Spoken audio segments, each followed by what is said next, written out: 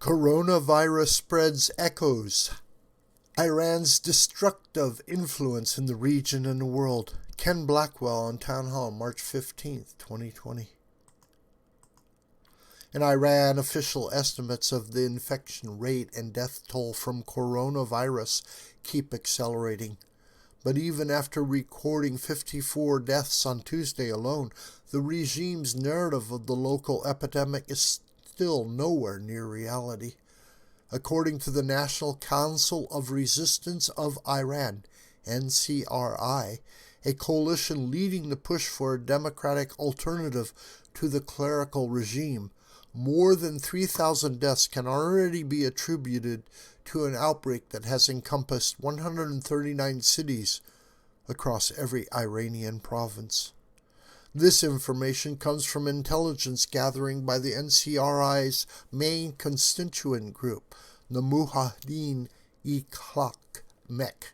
The MEM-EK maintains an elaborate network throughout Iranian society and inside the regime. Several of its activists have lost their lives while helping the virus victims, it said. It has previously proven to be a reliable source of information about various other matters, including the clerical regime's clandestine nuclear work and anti-regime protests. The NCRI issued a full report on the scale of Iran's COVID-19 outbreak on March 10th, as well as contradicting Tehran's lowball estimates for the numbers of infections and deaths. The report details the ways in which authorities bungled their response to early reports of the illness spreading from China to Iran. It also notes that the epidemic is rapidly spreading within a number of Iranian prisons, facilitated in large part by the regime's chronic disregard for the well-being of prisoners, especially political prisoners. The president-elect of the National Council of Resistance of Iran, Marian Rajavi, earlier urged human rights defenders and the international community to take urgent action to save the lives of prisoners and prevent a major humanitarian catastrophe. But there is little evidence that anyone internationally has taken serious action.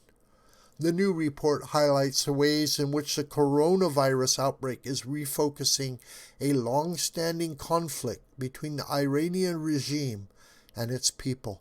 It notes, for instance, that both President Hassan Rouhani and Supreme Leader Ali Khamenei have attempted to cover up the coronavirus spread. Medical supplies have been misappropriated, underutilized, or hoarded and resold by corrupt institutions that are tied to the clerical regime and the Islamic Revolutionary Guard Corps. Ms. Rajivi has said that the country's medical and healthcare resources must be put at the disposal of the Iranian people, hospitals, and physicians, instead of being left with the likes of security forces and the IRGC. The Ayatollahs rejected the concept of large-scale quarantine out of hand, leading to the disease spreading like wildfire from its singular hub in the holy city of Qom. The decision to leave Qom open to travel and tourism has led the situation to escalate to a point at which numerous other countries are implementing their own measures to isolate Iran. These measures, unfortunately, are part of a reaction to the damage the Iranian regime has already done beyond its own borders. COVID-19 involving people who traveled to Iran have been recorded in around 10 other countries in the region, as well as Australia, Canada, and the United States.